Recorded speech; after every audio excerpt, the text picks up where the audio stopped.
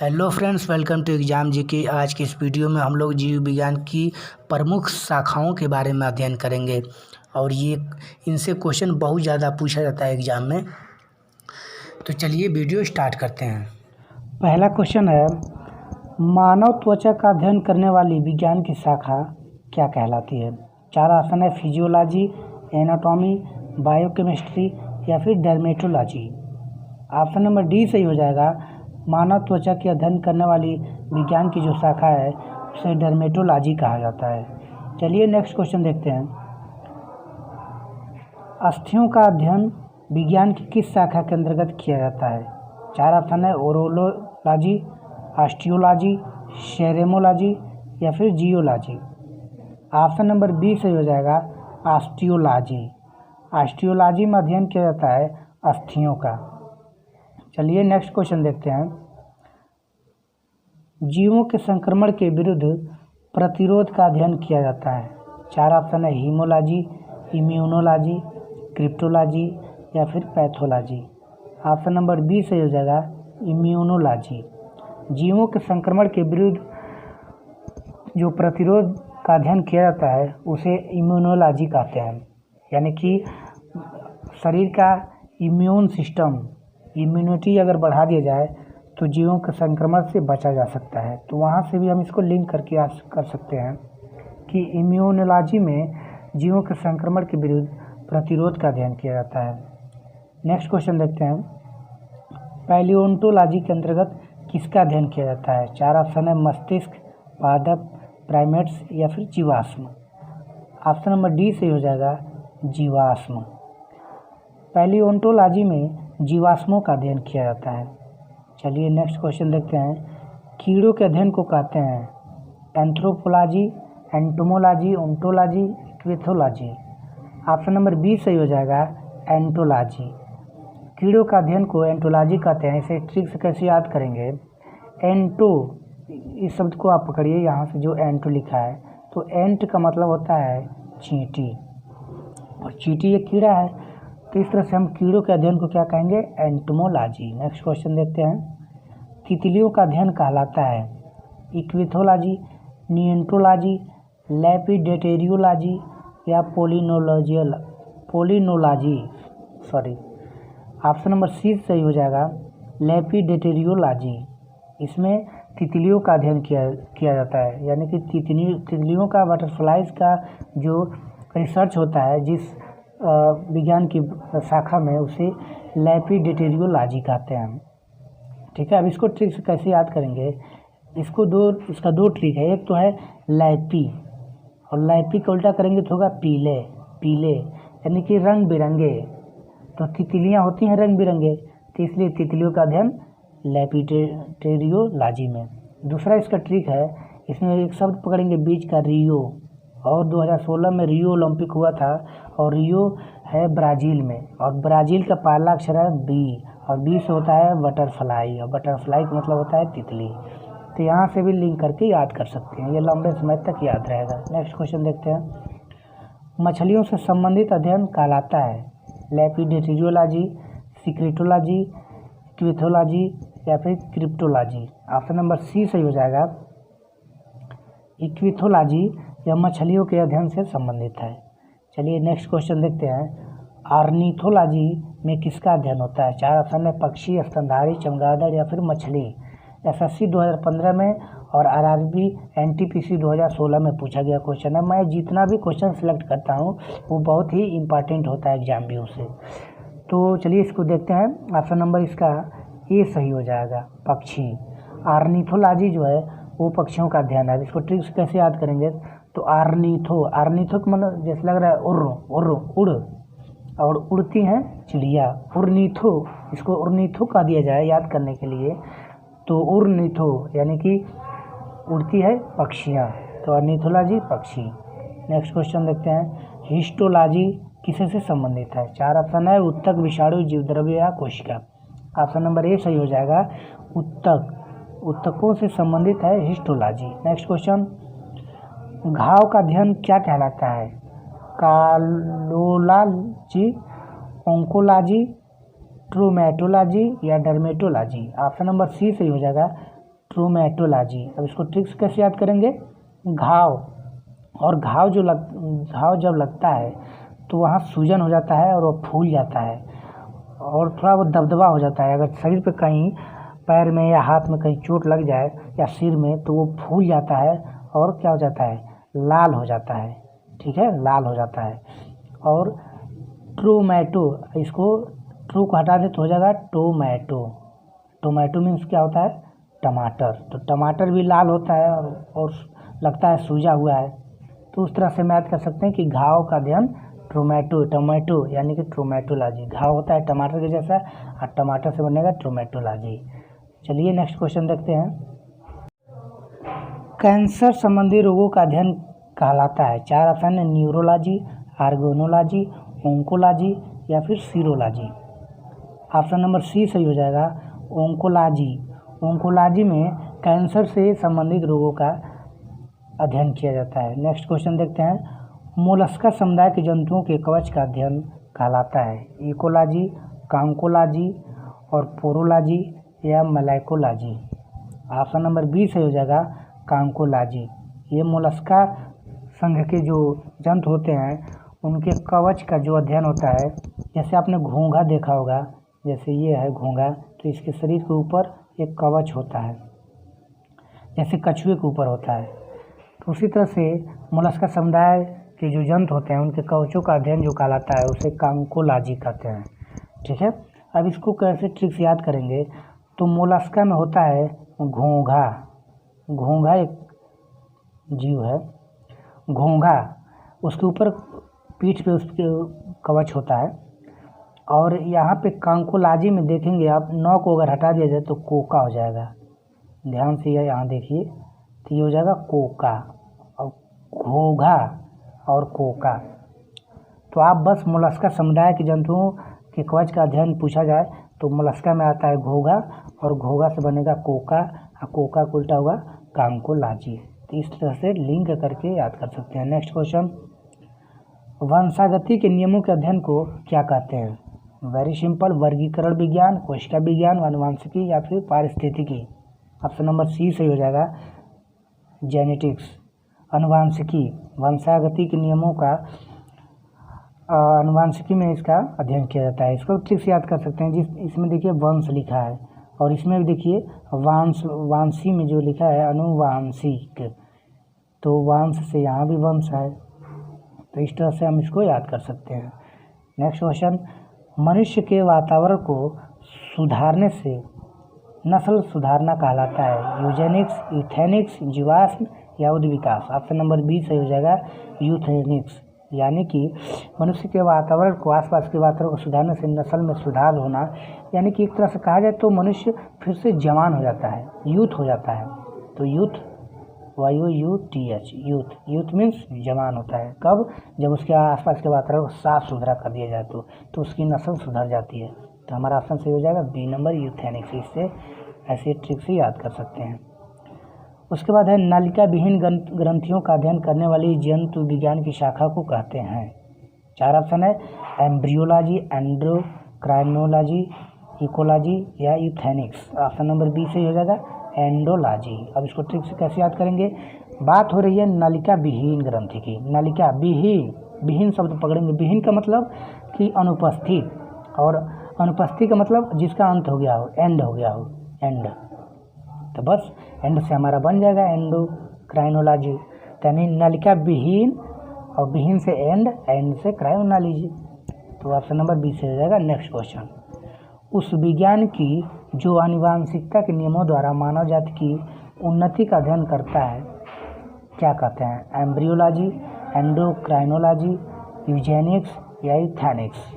तो option number सी सही हो जाएगा, यूजेनिक्स। ठीक है, यह आनुवांशिकता के उन नियमों का अध्ययन है जिसमें मानव जाति की उन्नति होती है। चलिए नेक्स्ट क्वेश्चन देखते हैं।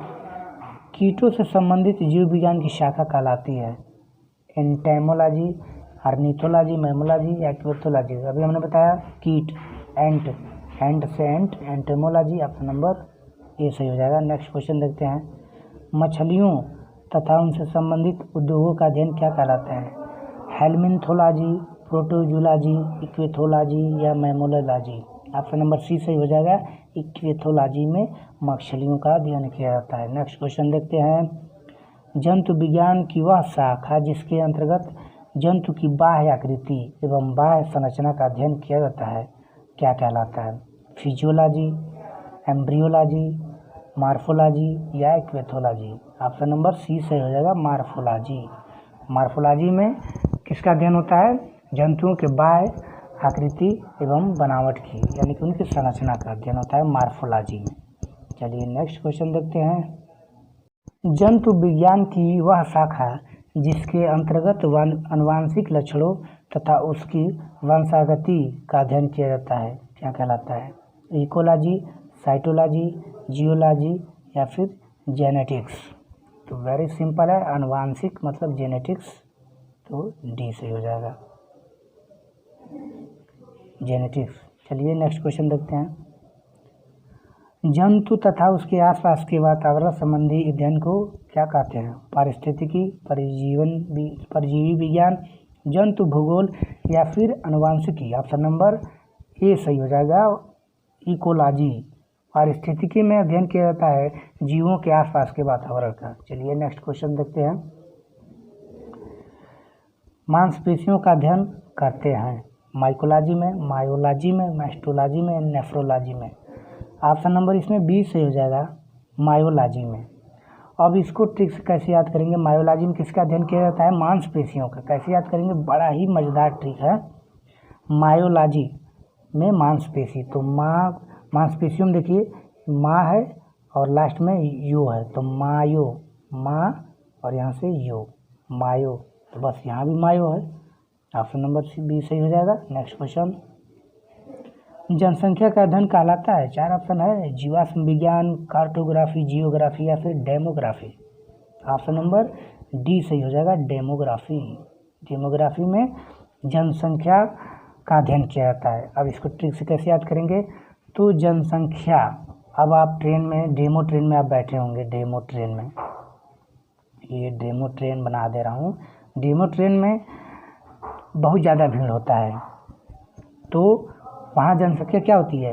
अधिक होती है डेमो ट्रेन में, तो बस वहाँ जनसंख्या अधिक है तो वहीं जनसंख्या का अध्ययन हो गया, डेमोग्राफी। डेमो ट्रेन से डेमोग्राफी। Next question. मधुमक्खियों का पालना कहलाता है? Apiculture, sericulture, horticulture, pisciculture. Option number A, apiculture कहलाता है मधुमक्खियों को पालन का अध्ययन। Next question. रेशम पालन कहलाता है? Apiculture, sericulture, pisciculture, horticulture. Option number B से हो जाएगा, सेरीकल्चर। अब है इसको ट्रिक से कैसे याद करेंगे? सेरी को देखिए, सेरी, से और री, ठीक है। अगर र को पहले लिख दिया जाए, सौ को बाद में, तो री से हो जाएगा, और ये का मतलब है तो रेस हो जाएगा। तो कहीं ना कहीं सेरी में रेस दिखाई देगा। अगर सौ पर जो एक मात्रा है उसको रेप लगा दिया जाए, यहाँ रेप और रफ हो तो हो जाएगा रेस, रेस से बनेगा रेस, रेशम। तो इस तरह से इसको लिंक करके याद कर सकते हैं। Next question. उत्तकों की रचना के अध्ययन से संबंधित विज्ञान क्या कहलाता है? इसके पहले हम लोगों ने एक क्वेश्चन किया था, cytology, myology, histology, entomology. Option number C, histology में अध्ययन किया जाता है टिश्यू का। Next question. विज्ञान की शाखा न्यूरोलॉजी में कौन सा अंग का अध्ययन किया जाता है? स्नायु तंत्र, सीना, आँखों या निपल्स। ऑप्शन नंबर ए, स्नायु तंत्र में न्यूरोलॉजी का अध्ययन किया जाता है। न्यूरोलॉजी में स्नायु तंत्र का अध्ययन किया जाता है। Next question. जेरेंटोलॉजी, जेरेंटोलॉजी निम्नलिखित में किसके अध्ययन से संबंधित है? शिशु, महिलाएं, त्वचा या वृद्ध। ऑप्शन नंबर डी, वृद्ध। जेरेंटोलॉजी में वृद्ध का अध्ययन किया जाता है। वृद्ध का मतलब बूढ़ा। अब इसको ठीक से कैसे याद करेंगे? यहाँ जेरे और जेरे, और जेरे का मतलब हुआ जीरो, और जिसकी ताकत जीरो हो जाए वो कौन होता है? वृद्ध होता है, बूढ़े लोग हो जाते हैं। यानी कि वृद्ध का जो अध्ययन होता है उसको जेरेंटोलॉजी कहा जाता है। नेक्स्ट क्वेश्चन है, पीडियाट्रिक्स निम्नलिखित में से किसके अध्ययन से संबंधित है? 4 ऑप्शन है, अस्थि रोग, हृदय रोग, शिशु रोग या फिर नेत्र रोग। पीडियाट्रिक्स ये शिशु रोग से अध्ययन से संबंधित है। ऑप्शन नंबर सी सही हो जाएगा। अब इसको ट्रिक से कैसे याद करेंगे, तो यहाँ एक शब्द पकड़ेंगे पीडियाट्रिक्स, पीडिया, और पीडिया आपने गूगल पे पढ़ा होगा विकीपीडिया, विकीपीडिया, ठीक है। और विकीपीडिया में पीडिया के पहले होता है विकी, और विकी बच्चे का नाम होता है। तो बस पीडियाट्रिक्स यानी कि शिशु, शिशु मतलब बच्चा, क्योंकि बच्चे का नाम विकी होता है, तो विकीपीडिया से बनेगा पीडियाट्रिक्स, और इसका अध्ययन किया जाता है शिशु रोग के लिए। नेक्स्ट क्वेश्चन है टिश्यू कल्चर का अध्ययन किसके लिए उपयोगी है। 4 ऑप्शन है, जीव जंतुओं के लिए, पौधों के लिए, कीड़े मकोड़े के लिए, या फिर अनुवांशिकी के लिए। ऑप्शन नंबर डी सही हो जाएगा, अनुवांशिकी के लिए टिश्यू कल्चर। और टिश्यू का मतलब होता है ऊतक, तो ऊतक शरीर से ही संबंधित होता है, बॉडी से, और बॉडी में ही अनुवांशिकी का अध्ययन किया जाता है। चलिए नेक्स्ट क्वेश्चन देखते हैं। ओंकोलॉजी किनका अध्ययन है। पक्षियों, कैंसर, स्तनपायी, या फिर भूमि। आरआरबी 2009 में पूछा गया क्वेश्चन है। ऑप्शन नंबर बी सही हो जाएगा। कैंसर का अध्ययन जो होता है वो ओंकोलॉजी में किया जाता है। नेक्स्ट क्वेश्चन देखते हैं। जेनेटिक्स में किसका अध्ययन किया जाता है। आनुवंशिकता एवं गुणसूत्र का, मांसपेशियों का अध्ययन, निद्रा का अध्ययन, या कोशिका का अध्ययन। आरआरबी 2009 में यह भी पूछा गया क्वेश्चन है। ऑप्शन नंबर ए सही हो जाएगा, आनुवंशिकता एवं गुणसूत्र, यानी कि आनुवंशिकता एवं गुणसूत्र, ये जेनेटिक्स में इसका अध्ययन किया जाता है। चलिए नेक्स्ट क्वेश्चन देखते हैं। आनुवंशिकी किससे संबंधित है। आनुवंशिकता से, रक्तचाप से, पाचन तंत्र से, या फिर श्वसन तंत्र से। वेरी सिंपल है, आनुवंशिकी में साफ साफ दिख रहा है, यहाँ अंधा भी देख के मार देगा, ठीक है। ऑप्शन नंबर ए सही होगा। Next question. जनसंख्या के अध्ययन को क्या कहते हैं। जनसंख्या के अध्ययन को जानने के लिए आप डेमो ट्रेन में यात्रा कीजिए। ऑप्शन नंबर 4 ऑप्शन है, टार्पीडोलॉजी, जियोग्राफी, डेमोग्राफी, टीलियोलॉजी। तो हमने ट्रिक पहले ही बताया था, डेमोग्राफी में अध्ययन किसका किया जाता है, जनसंख्या के अध्ययन का। Next question. रक्त में एंटीबॉडीज एवं एंटीजन के अध्ययन को क्या कहते हैं। हिस्टोलॉजी, गाइनोकोलॉजी, सीरोलॉजी, या बायोलॉजी। तो इसमें ऑप्शन नंबर सी हो जाएगा, सीरोलॉजी। रक्त में एंटीबॉडी व एंटीजन के अध्ययन को सीरोलॉजी कहा जाता है। ट्रिक से कैसे याद करेंगे, तो जो ब्लड होता है उसमें से सीरम बनाया जाता है, प्लाज्मा से सीरम तैयार किया जाता है, तो सीरम से हमारा बनेगा सीरोलॉजी। तो रक्त और सीरोलॉजी, तो इस तरह से कनेक्ट करके याद कर सकते हैं। चलिए नेक्स्ट क्वेश्चन। पारिस्थितिकी विज्ञान इकोलॉजी किससे संबंधित है। चिड़िया, कोशिका संरचना, शरीर संरचना और वातावरण, या फिर तंतु। ऑप्शन नंबर सी से हो जाएगा। आरआरबी 2009 में पूछा गया क्वेश्चन है। शरीर संरचना और वातावरण का कंबाइंड रूप से जो रिसर्च होता है उसे इकोलॉजी कहते हैं, इसी को पारिस्थितिकी भी कहा जाता है। Next question. एरेनियोलॉजी किसका अध्ययन है। एरेनियोलॉजी किसका अध्ययन है। माहू का अध्ययन, मकड़ों का अध्ययन, मक्खी पालन, या बरूथी का अध्ययन। SSC 2015 में पूछा गया क्वेश्चन है। ऑप्शन नंबर बी सही हो जाएगा, मकड़ों का अध्ययन कहलाता है एरेनियोलॉजी। तो ये थे बायोलॉजी के कुछ इम्पॉर्टेंट क्वेश्चन। ये बायोलॉजी में विज्ञान की कुछ प्रमुख शाखाएं थी जिन्हें हम लोगों ने ट्रिक के माध्यम से याद किया। आई होप आपको याद हुआ होगा। 1-2 बार वीडियो देखिए तो याद हो जाएगा। Thanks for watching.